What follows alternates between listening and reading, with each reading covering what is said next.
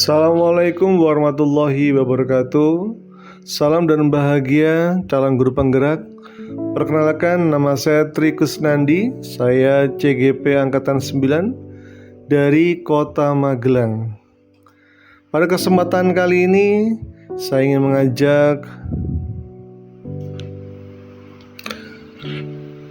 mengajak sahabat semuanya untuk berbagi informasi mengenai tugas koneksi antar materi modul 1.1 dan 1.2. Seperti ketahui bahwa modul ini kita mengerjakan dengan model refleksi 4P, yaitu peristiwa, perasaan, pembelajaran, dan penerapan ke depan. Peristiwa, momen yang paling penting dan menantang bagi saya setelah mempelajari modul 1.1 adalah saya sadar bahwa sebenarnya apapun yang kita lakukan di kelas maupun di sekolah, semuanya harusnya berpihak pada murid. Dan kita terkadang lupa dengan fungsi kita sebagai guru. Seakan-akan bahwa kita adalah orang yang harus dihormati, orang yang penting dalam diri murid. Seakan-akan kita tidak pernah mendengar apa sih yang dimau murid. Jadi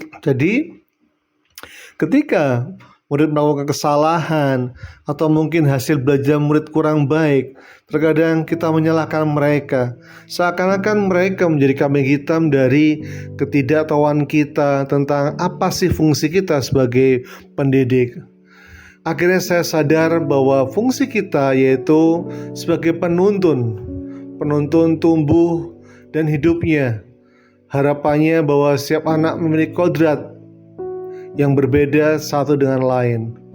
Jadi secara garis besar, bahwa mendidik itu tidak hanya kita memberikan materi-materi pembelajaran saja, namun kita harus bisa menumbuhkan budi pengerti pada diri anak. Tapi kita harus ingat juga, sebelum kita menumbuhkan budi pekerti pada diri anak, kita harus bisa mengintrospeksi diri sendiri. Apakah kita sudah memiliki budi pengerti yang mereka harapkan? Berikutnya tentang peristiwa, momen yang paling penting atau menantang bagi saya setelah mempelajari modul 1.2 adalah bahwa saya harus mampu dan bisa dengan segala cara macam strategi, cara untuk mengimplementasikan nilai-nilai guru penggerak agar menciptakan profil pelajar Pancasila bagi anak didik kami. Dan tentu saja kita harus sadar bahwa fungsi kita sebagai guru tidak hanya di dalam kelas saja, namun juga kita harus melibatkan seluruh pihak, baik yang berada di depan selaku staf atau usaha maupun yang di belakang sebagai penjaga kebun, menjaga kebersihan. Tentunya kita juga harus bisa menjadi orang tua kedua bagi anak-anak didik kita yang di sekolah, agar mereka merasa nyaman untuk belajar di sekolah kita. Lalu kaitannya dengan modul 1.2, momen yang paling penting menantang bagi saya setelah mempelajari modul 1.2 adalah saya sadar bahwa nilai guru penggerak itu ada beberapa yang harus kita bisa wujudkan agar kita bisa menciptakan anak-anak didik kita di sekolah memiliki profil pelajar Pancasila. Dan tentu saja ketika saya mempelajari modul 1.2, saya sadar bahwa peran kita dalam mengajar kita tidak sendiri. Kita harus bisa berkolaborasi, kita harus bisa bekerja sama untuk menghasilkan anak didik yang sempurna di hadapan orang tuanya tentunya. Nilai-nilai guru penggerak tersebut seperti berpihak pada murid, mandiri, inovatif, berkolaborasi, dan yang terakhir yaitu reflektif. Sehingga kalau kita kaitkan antara modul 1.2 dan 1.1 adalah saya pahami adalah bahwa kita harus berusaha mengajar dengan filosofi Ki Hajar Dewantara yang mengajarkan bahwa pendidikan itu bersifat menuntun, sehingga kita sebagai pemimpin pembelajaran harus berpihak pada murid. Jadi apapun tujuan kita dalam mengajar, apapun medianya, hingga akhir atau tujuannya, produknya, semua harus berpihak pada murid. Jika terjadi hal-hal yang kurang maksimal, kita harus saling mengintrospeksi diri. Tidak hanya kesalahan itu kita berikan pada murid, tapi kita harus melihat apakah diri kita masih ada hal-hal yang perlu ditingkatkan. Setelah kita berbicara mengenai peristiwa saat saya mempelajari modul 1.1 dan 1.2, hingga sekarang saya ingin menyampaikan perasaan saya. Saat momen itu terjadi, saya merasa bagaikan bahwa 17 tahun saya sudah mengajar. Saya seakan-akan baru menjadi seorang guru ketika saya mengikuti program guru penggerak. Mungkin saya tidak mendapat tentang filosofi bagaimana sih menjadi seorang guru, tapi saya hanya mendapat materi-materi apa yang harus saya ajarkan kepada anak-anak didik saya. Jadi ketika saya mempelajari program guru penggerak tentang bagaimana sih seorang menjadi guru yang lebih baik, guru yang bisa menuntun anak-anaknya, guru yang bisa mengajarkan sesuai kebutuhan anak-anaknya, dan kita bisa mendidik anak-anak kita sesuai dengan kodrat alam dan kodrat zaman.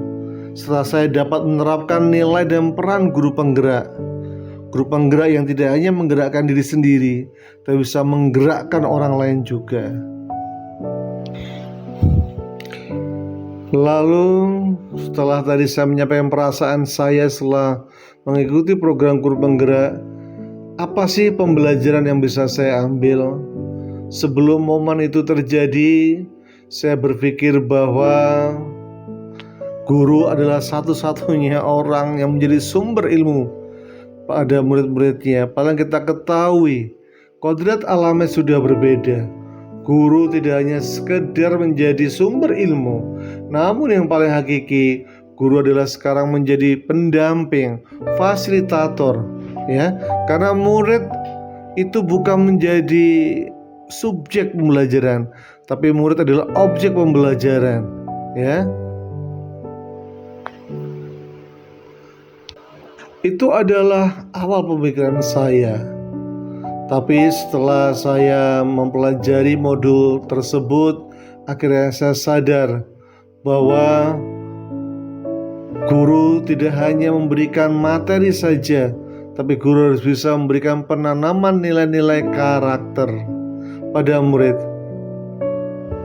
sehingga murid bukan merupakan objek pembelajaran, namun murid menjadi subjek pembelajaran yang menjadi tujuan kita menjadi seorang guru.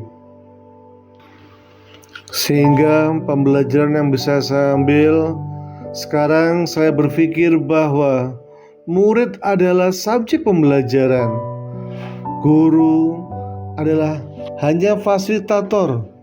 Kita hanyalah seorang pendamping, seorang bisa menebalkan kodratnya agar dia bisa menemukan jati dirinya, dia bisa memaksimalkan karakter dirinya.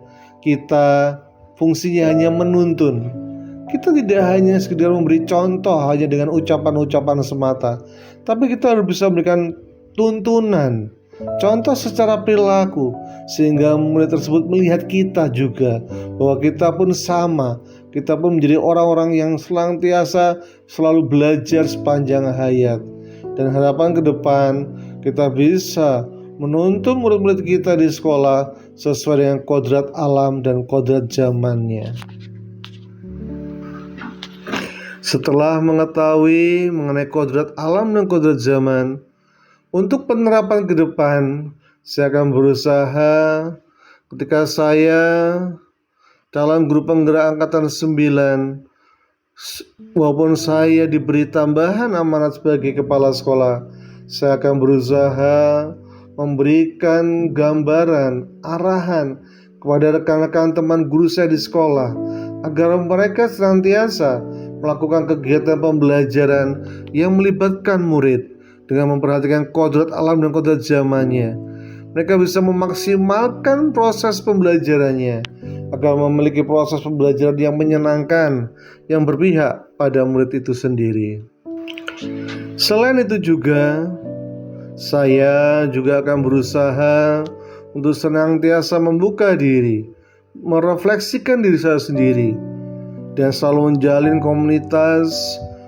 komunikasi dengan komunitas-komunitas lain, sehingga saya bisa melakukan pengembangan diri secara berkelanjutan dan konsisten untuk menerapkan nilai-nilai dan peran sebagai guru penggerak.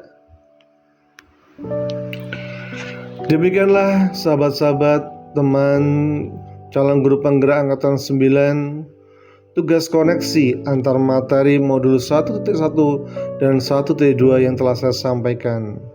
Tentunya masih banyak hal-hal yang kurang dan perlu saya tingkatkan untuk menjadi seorang guru penggerak yang bisa menggerakkan teman-teman semuanya.